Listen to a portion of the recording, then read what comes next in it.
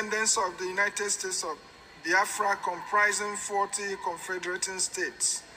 On this day,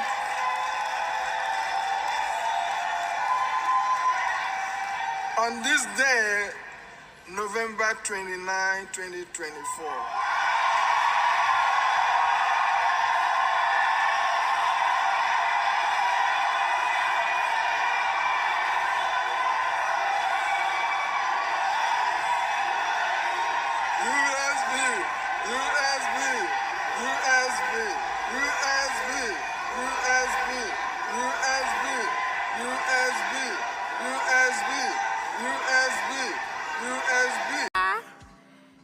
Going to lower the flag of Nigeria and raise the flag of the United States of Biafra.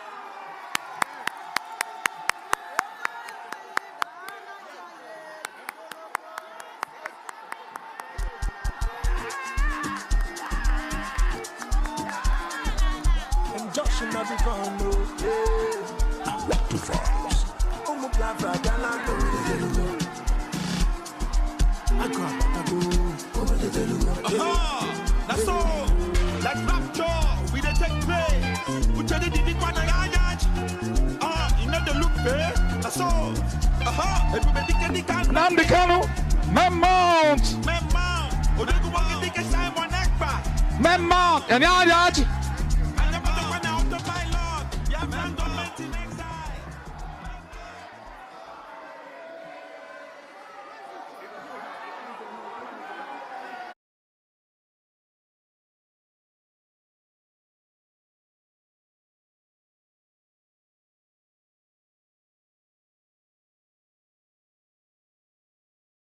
Good morning, good afternoon, and good evening. Depending on whenever you are watching us from. It's another edition of politics. All the streets.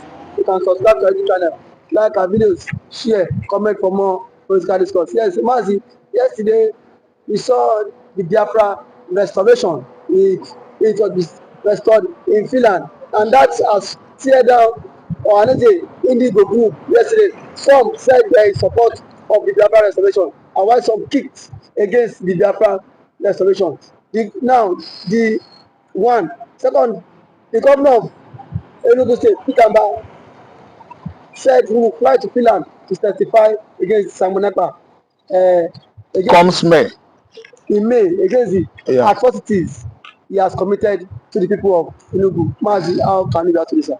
Thank you so much. Declaration of Biafra is what I would like to tell people about that Biafrans in diaspora, I mean Igbo people all over the world, they are, in a blissful, joyful mood right now as they flew into Finland.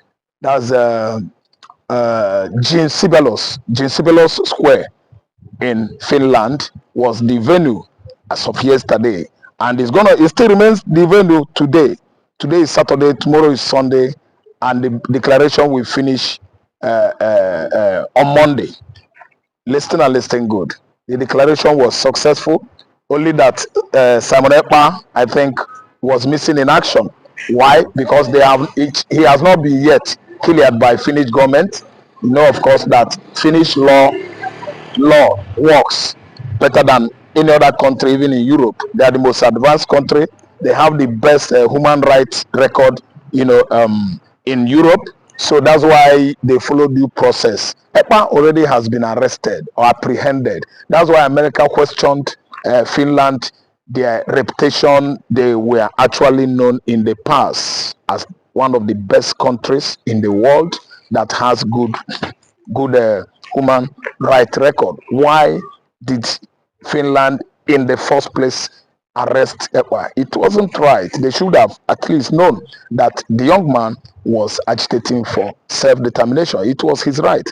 Then again, on what you asked me about Ohanaeze is a Igbo cultural group. We actually know how soft, how flexible, how unstable they are. When you talk of, issue with federal government, which federal government that does not even recognize Ohanaeze, but when issue arises in the southeast, Ohanaeze cultural group will always like to what?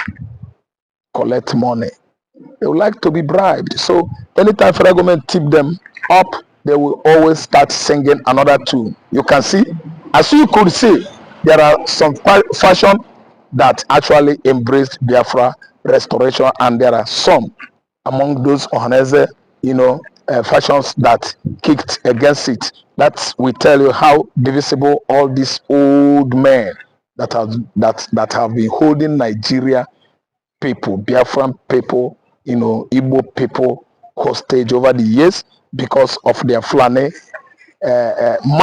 Fulani masters that actually always or generally capitalized on bribing the Ohanaeze elderly men.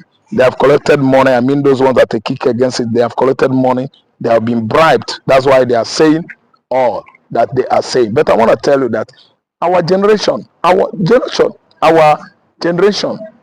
we are youths, and we are the future of the Igbo land. We are the future generation of Biafran land. So we should capitalize on how our youth, reason about restoration of Biafra. Is not, we shouldn't be paying much attention to the elderly men, the old men in Igbo land, because you see, they have been always bribed out. They have been always, at least, let me say, they have always been, very, very unstable. They are not stable. They change with the amount of money. They change with the type of government or system that comes and goes every 4 years. Like the current system we have now is under Bola Ahmed Tinubu.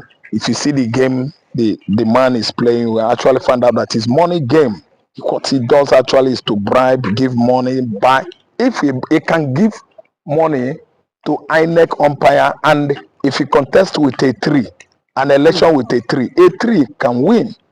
A tree can have upper hand over you. So that's the kind of man he is. So don't you know that those Ohanaeze people, those Igbos that are saying all manner of bad things against restoration of Biafra, have been bribed out. Tinubu can give even that man, he can give him bribe. He doesn't have issue giving somebody billions. So forget about those old men. I don't really understand. Then when we talk about the third one, that is Mba testification, testifying against, what he tagged Ekpa's atrocities and terrorism in the Igbo land. You will actually understand that. Mba has murdered slave. If Mba could testify against Biafra, I'm telling you that Mba himself is going to have issue with Igbo men, with Biafra land very soon. It is too obvious that Mba is the major saboteur we have in Igbo land now. They have bought him over. Yes, they have bought him over. There are other governors there. Is Alex Oti not there? Do you know how many men, unknown government, have actually disallowed in Abia State? Still, Alex Oti remain a chief security officer of that state. Good advisory committee, inquiry, and other things into the, all criminality, being perpetrated in that state of Abia. I tell you, Mba is a saboteur. I know what is wrong with him. He is an errand boy to the Nnamanis, the former Enugu State governor. I mean Benjamin Nnamani, Chimaroke Nnamani, all those ones that are holding Enugu people, hostage. That is the biggest political family, together with Ekweremadu, we have in Enugu State. Mba is not acting on his own, actually. Mba is being remoted by the Nnamanis, and under federal government is just an errand boy, agent of federal government of Nigeria. Well, yesterday, there was BiAFRA restoration in Finland. We saw how Nigerian flag was being taken down and BiAFRA flag was raised. Yeah. We saw joyous among everybody from all walks of life came to Lati Finland to witness that convention. But Simon Ekpa was actually missing. In action. Yeah. Mazi, what is your take? My take is that what is the future of Simon Ekpa? Of the BiAFRA nation? BiAFRA nation is flying high. Simon Ekpa, actually by the law of Finland, has not been able to be proven guilty of any criminality or crimes charged against him You can see how Finland handled the case and let him off the hook. Then again, being that they respect law, there are many evidences which is everybody is watching it, live on social media that has come forward against Simon Ekpa. Actually, the perpetrators of those crimes were not the people of the East. They were committed by hoodlums. There are hoodlums, paid hoodlums that operate within the Niger Delta regions under Asari Dokubo. There are paid hoodlums operating within Southeast, controlled by Igbo politicians. All those Igbo political profiteers, opponents fighting themselves. I don't know whether you understand what I'm saying. So what I'm saying is that those evidences outrightly, you know it, I know it, were, not committed by Simon Ekpa. Those were part of the setups by the political juggernauts in Igbo land that actually begin to look like were perpetrated by the IPOB while it wasn't IPOB.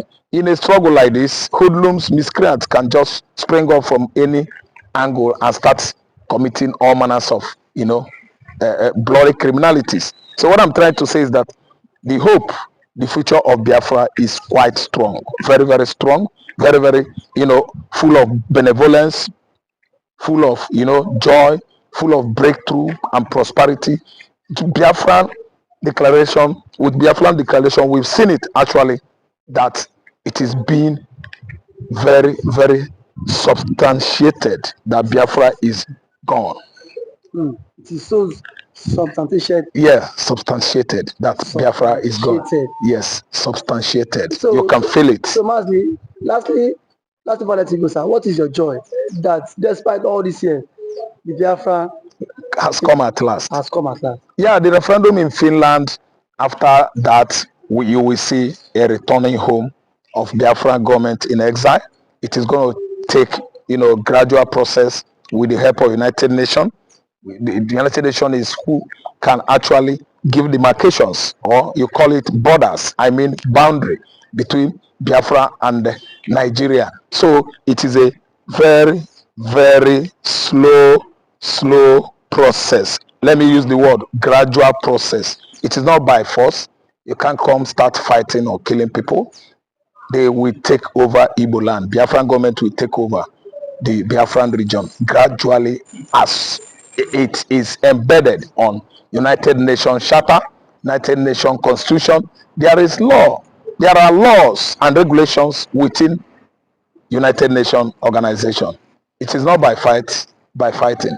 Nigeria, Biafra cannot fight again. They have fought once. And you see civil war, it is only fought once. It cannot come back again. We cannot just after reconciliation, reconstruction, reintegration, start fighting again. No. We are declaring Biafra based on the fact that Nigeria has expired, and it is within the constitution that after 100 years, each and every region that is not happy, that is aggrieved with what the system of Nigeria is, such region can actually see the way or disintegrate from Nigeria. Thank you so much for that wonderful submission. Thank you so much. For that wonderful question, the outcome of this good platform. First and foremost, I want to say, Simon Ekpa has come out to say, or has outlined countless times that he said that the Nigerian government cannot win Biafra with a barrel of gun for the second time. Now when he said that, see, Nigerian government cannot win Biafra with a barrel of gun, it means that nobody needs to die for them to exit Nigeria. Now, Ojoku fought Biafra in a different dimension. Now, nnamdikanu did it via his own dimension. So Ekpa is taking it globally. And now, we've seen world body recognize Biafra. We've seen the UN and then some other global body have come out to endorse the Biafra struggle. So kudos to him, it is a plus. Some persons have come out to say that Simon Ekpa should be discredited, the likes of Ohanaeze Ndigbo and that of the Southeastern governors. But my question is that you said Simon Ekpa should not be taken serious. Then who should be taken serious? The government who is not willing to protect our people? Is it the people who have refused to speak up when the Igbo man has been marginalized in the country? Is it the same governors who have become a tools in the hands of their Fulani master? So for you to even have a character like Simon Ekpa and nnamdikanu to have come out to say enough is enough, that we are tired of this contraption called one Nigerians. It shows that these people have this mindset that, see, they can no longer be the slave. So for him to have even gone as far as to hire lobbyists that will speak on behalf of BiAFRA in the world, in the UN summit, to me it's a plus, and that alone, the voice of Biafrans will be heard globally, and the voice of an Igbo man is also being heard globally. Now let me take it back the line.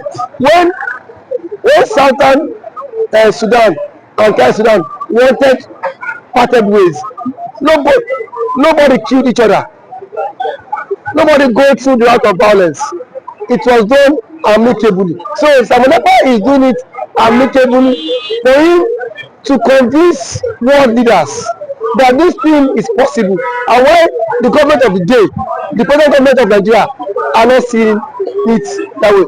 Thank you. You can also should the government, the Nigerian government be worried about this? Why would they be worried?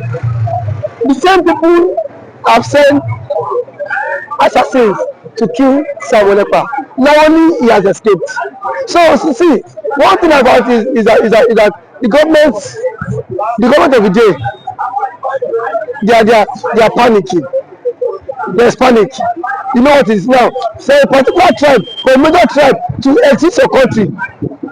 You know how an Igbo man is. You know the investment of an Igbo man is in the country. Now imagine in Nigeria without an Igbo man. Let's just imagine that. I mean, dominance.